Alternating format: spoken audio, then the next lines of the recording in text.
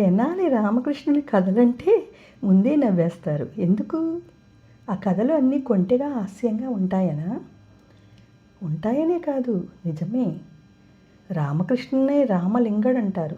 2 పేర్లు వేరువేరు కాదు. రామకృష్ణుడు అనేది ప్రసిద్ధికెక్కిన పేరు. తెనాలి అనే ఊరు కాబట్టి ఆయన ఇంటి పేరు కాదు, ఆ ఊరిలో ఉన్నాడు కాబట్టి తెనాలి రామకృష్ణుడు అంటారు. ఈ రామకృష్ణుడికి చిన్నప్పుడే తండ్రి మరణించాడు. అప్పుడు పాపం తల్లి చిన్నవాడైన రామకృష్ణుడికి ఇద్దరికీ జరిగేది కాదు పోషణ. అప్పుడు వాళ్ళ మేనమామ అంటే వాళ్ళ తల్లి సోదరుడు ఇద్దరిని తెనాలి తీసుకొచ్చి మంచి చెడు చూస్తే పెద్దవాడు చేశాడు రామకృష్ణుడిని. రామకృష్ణుడు అంటే తల్లికి అమిత గారాబం. తల్లి దగ్గర గారంగా ఉంటే పిల్లల్ని గారం చేయకూడదు, అభిమానించేటప్పుడు అభిమానించాలి, చదువు చెప్పేటప్పుడు చదువు చెప్పాలి, కోప్పడాలి తప్పు చేస్తే అని రామకృష్ణుని మేనమామ చెప్తూ ఉండేవాడు చెల్లెలికి. కానీ ఆవిడ పట్టించుకునేది కాదు. చాలా గారాబం చేసేది, ఒక్కడే కొడుకు కాబట్టి. చిన్నప్పటి నుంచి వయసు పెరిగినా అల్లరి పెరిగిపోయింది. చదువుకోవడం ఉండేది కాదు, బడికి వెళ్ళేవాడు కాదు. అతను చేస్తున్న కొంటె పనులన్నిటినీ కూడా తల్లి సమర్థిస్తూ ఉండేది. మేనమామ మాత్రం కోప్పడుతూ ఉండేవాడు. చెప్పినప్పుడు అనేవాడు, మళ్ళీ మెదలకుండా ఊరుకునేవాడు. అలా అల్లరి చేస్తూ ఉండేవాడు. అయ్యో అని తర్వాత తల్లి బాధపడేది. సరైన మార్గంలో పెట్టలేకపోతున్నానే అని భగవంతుని ధ్యానిస్తూ రామకృష్ణుని వృద్ధిలోకి తీసుకురమ్మని అడుగుతూ ఉంటే ఆ కోరిక ఎప్పుడు తీరుతూ ఉంటుంది అని చెప్పి చూస్తూ ఉండేది. కానీ చదువు లేకుండా జులాయిగా తిరగడం ఎక్కువైపోయింది రామకృష్ణుడికి. ఎవరు ఎంత చెప్పినా వినిపించుకోలేదు. కుడి చెవితో వినేవాడు, ఎడం చెవితో వదిలేసేవాడు. అల్లరి చేయడమే ఒక పనిగా పెట్టుకున్నాడు. అలాంటి వాడు ఏం జరిగిందంటే ఎవరి వలన కాలేదు అతని దారికి తేవడం. తల్లి బాధపడేది.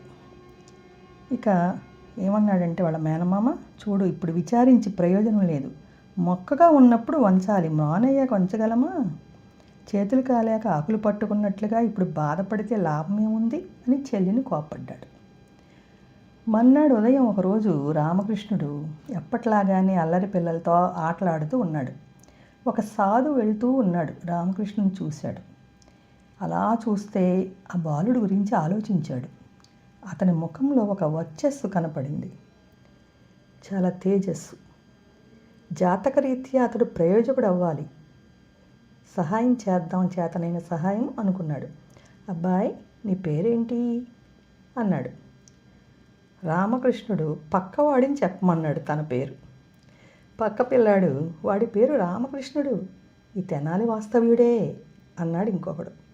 అబ్బాయి నేను ఒక విషయం చెప్తాను, చెప్పినట్లు చేస్తావా అన్నాడు. మీరు చెప్పందే ఏం చేయమంటారు నన్ను? ఎదురు ప్రశ్న వేశాడు రామకృష్ణుడు.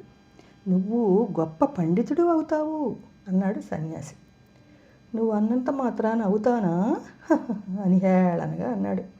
రామకృష్ణుడు అతని కళ్ళు స్నేహితులను చూశాయి. చూసారా ఏమంటున్నాడో? నేను పండితుడిని అవుతానంట. సరే ఈ ఊరిలో మహంకాళి ఆలయం ఉంది తెలుసా అన్నాడు సన్యాసి. మా ఊళ్ళో ఉన్న గుడి మాకే తెలియదా? రోజు గుడికి వెళ్ళి ఆడుకుంటాను తెలుసా మా ఫ్రెండ్స్తో కలిసి అన్నాడు రామకృష్ణుడు.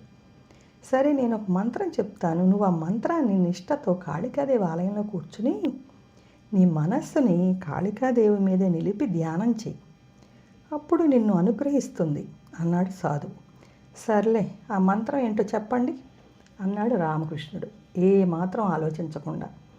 అప్పుడు సాధువు అతని దగ్గరకు తీసుకుని అతని చెవిలో మంత్రోపదేశం చేశాడు. ఆ మంత్రాన్ని రామకృష్ణుడు మనస్సులో పదే అనుకున్నాడు. మళ్ళీ తమరు ఎప్పుడొస్తారు స్వామి అన్నాడు. నా రాకతో నీకు పనేముంది నాయనా, ఆ మంత్రాన్ని ధ్యానం చేసి కాళికాదేవిని ప్రసన్నం చేసుకో, ఆవిడ అనుగ్రహాన్ని పొందు అని సాధువు అక్కడి నుంచి వెళ్ళిపోయాడు. ఇక ఆ మంత్రాన్ని పిల్లలందరూ కూడా అడిగారు, చెప్పరా అని. చెప్పకూడదు అన్నాడంతే. ఆ మర్నాడు ఉదయమే లేచాడు. సూర్యోదయానికి ముందు ఎవరికి చెప్పకుండా కాలకృత్యాలు తీర్చుకుని కాళికాదేవి ఆలయానికి వెళ్ళాడు. లోపలికి అడుగుపెట్టాడు. వెళ్ళి ఆలయ తలుపులు మూసేశాడు ముందు.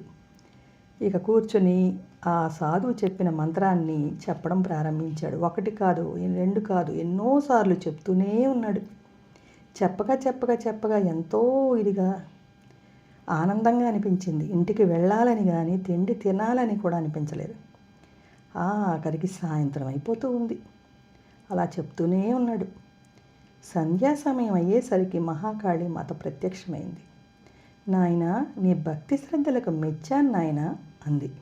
వెంటనే అతను రామకృష్ణుడు వింతగా చూసి నమస్కరించాడు. కాళికాదేవి చెయ్యి చాపింది. ఆమె చేతిలో 2 వెండి గిన్నెలున్నాయి. వెండి గిన్నెలుంటే ఏం కావాలి అని అడిగింది. అందులో ఆ గిన్నెలో ఏది కావాలంటే నాకు అన్నీ కావాలి అన్నాడు. అబ్బాయి, ఈ 2 గిన్నెలు చూసావు కదా, ఒక దానిలో పాలున్నాయి, ఒక దానిలో పెరుగుంది. పాలు తాగితే చక్కటి విద్యావంతుడు అవుతావు, జ్ఞానవంతుడివి. పెరుగు తాగావనుకో ధనవంతుడు అవుతావు. అందుకని 2 గిన్నెల్లో నీకు ఏ గిన్నె కావాలి అని అడిగితే రామకృష్ణుడు క్షణం మాత్రం ఆలోచించి, అమ్మాయి 2 గిన్నెలు నీ చేతిలో ఉంచుకుని ఏది కావాలి అంటే నేను ఏం కావాలని చెప్పను? నాకు ఇస్తే 2 గిన్నెల్లో దాన్ని పరిశీలించి చెప్తాను. ఒకసారి ఇవ్వండి, పెరుగు కావాలో పాలు కావాలో చూస్తాను అన్నాడు. చిన్నపిల్లాడు కదా, అడిగాడు కదా అని కాళికాదేవి 2 గిన్నెలు అతని చేతుల్లో పెట్టింది, చిరునవ్వు చిందుతూ. ఇక రామకృష్ణుని కాళికాదేవి తన చేతుల్లో ఉన్న గిన్నెల్లోని పదార్థాలని చూశాడు.